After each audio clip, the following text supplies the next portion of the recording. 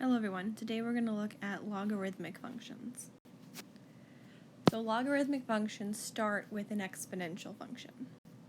So we're going to have the most basic, y equals b to the x.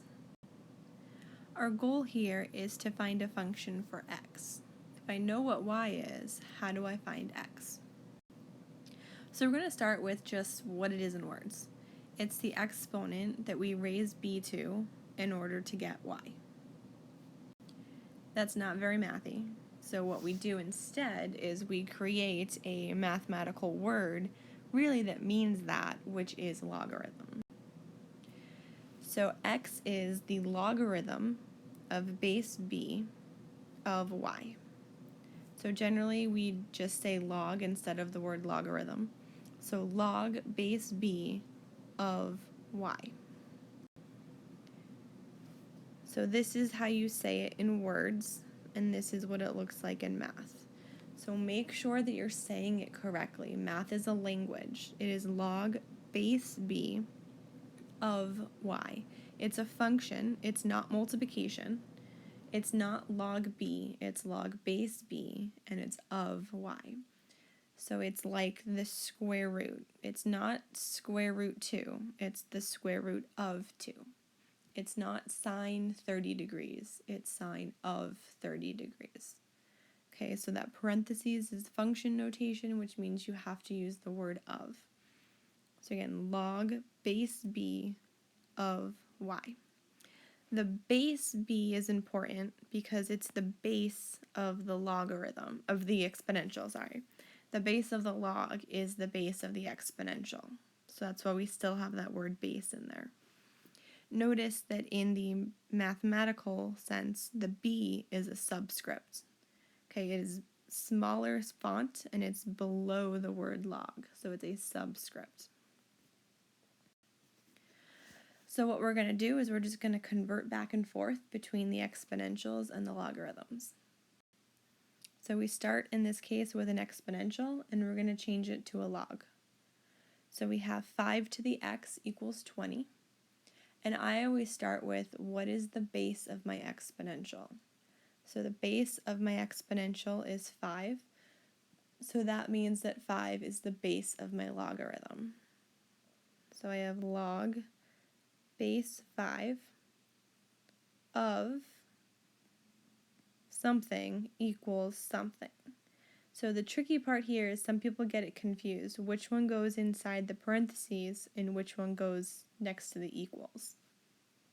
The way that I remember it is that if 20 is the exponential, 20 cannot also be the log. So if the exponential equals 20, the log cannot equal 20, which means 20 has to go inside the logarithm. 20 is the input of my function. The logarithm is an exponent. If you go back to that sentence, x was the exponent. So the log is the exponent, which in this case is x. So x equals log base 5 of 20. X equals 3 to the 7th. So again, I start with what is my base. So the base of my exponential is 3. So that's the base of my log.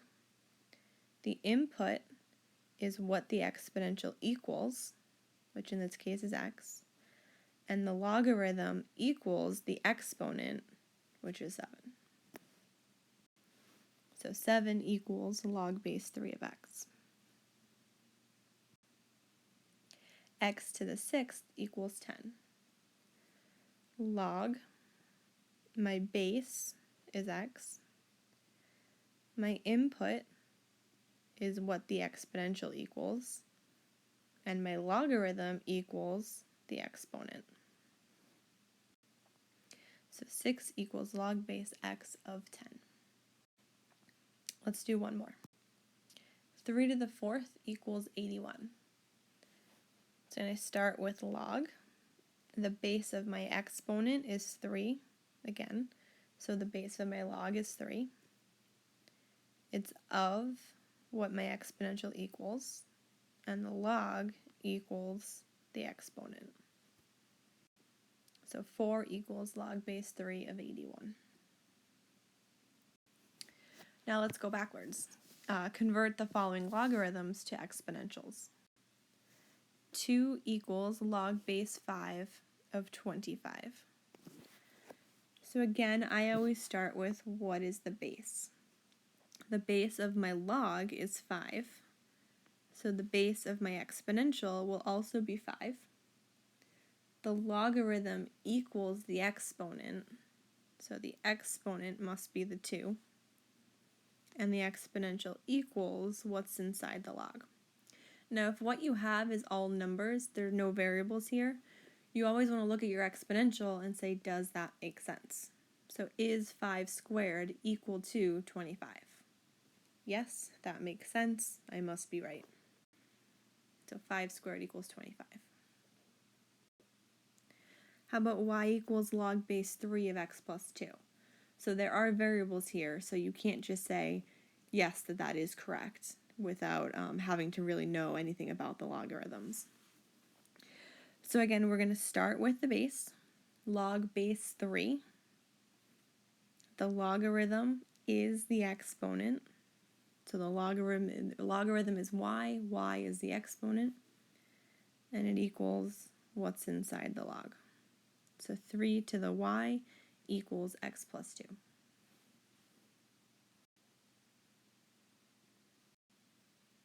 Log base y of x equals 8. So again, the base is y. The logarithm equals 8, so 8 must be the exponent. And the exponential equals what's inside the log. And for the last one, log base 12 of 4 equals a.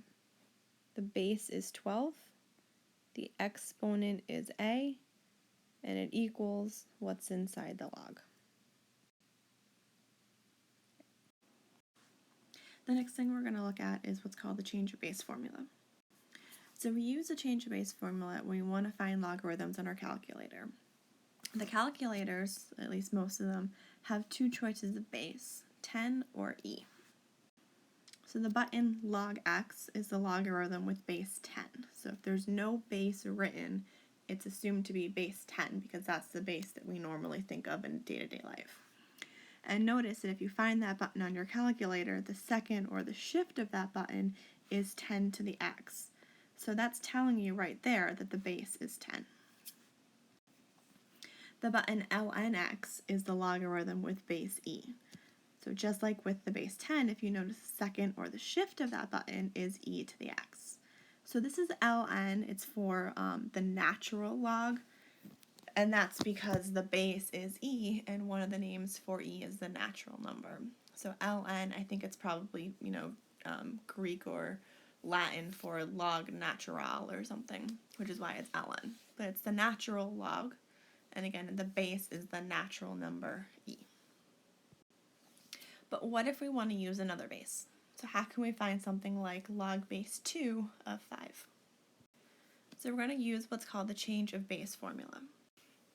So if I have logarithm of any base, base b, so log base b of a, I can change it to any new base c by using the formula log base c of a divided by log base c of b. So some people have a hard time remembering which one's the numerator, which one's the denominator.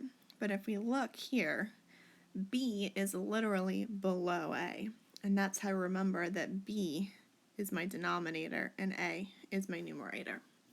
So log base c of a divided by log base c of b.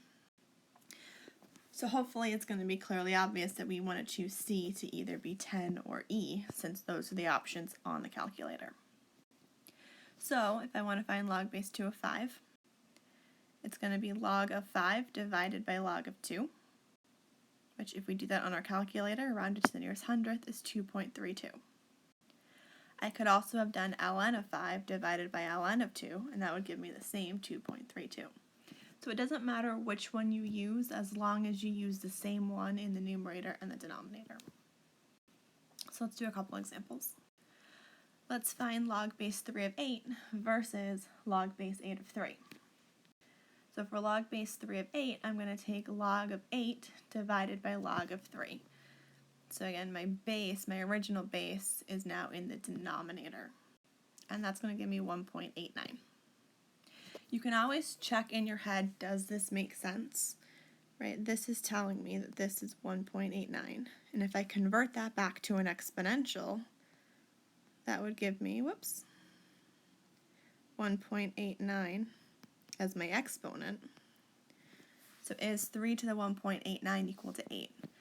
That makes sense because I know that 3 to the 2 is 9. And if 8's a little bit less than 9, my exponent should be a little bit less than 2.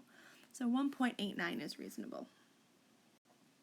For log base 8 of 3, I've switched them. I've also done my other base. So I've done ln of 3 divided by ln of 8. So again, my base is in the denominator. And if I plug this into my calculator, I get 0.53. It's really, really important that you remember to close your parentheses, right? I need to make sure that that parenthesis is being closed. I'm not taking ln of 3 divided by ln of 8. Okay, which is again why it's also really important that you check, does my answer make sense? So I look at it and say, okay, if log base 8 of 3 is 0.53, then that says that 8 to the 0.53, roughly because we rounded, should be 3. Again, hopefully that makes sense. I know that 9 to the 0.5 is the square root of 9, which is 3. So I need 8 to get to a little bit higher power to get to 3. How about log base 20 of 400 versus log base 400 of 20? So log base 20 of 400 will be ln of 400 divided by ln of 20. Again, the base is in the denominator. And I get 2. And again, hopefully that makes sense. If I change my logarithm into an exponential, I'm saying that 2 squared is 400, which is true. So it's exactly 2. I didn't even have to round in that case. For the other one, log base 400 of 20 becomes log of 20 divided by log of 400. So again, the base is in the denominator. And I'm getting 1/2. Again, that's saying that 400 to the 1/2, which is the square root of 400, is 20, which is true.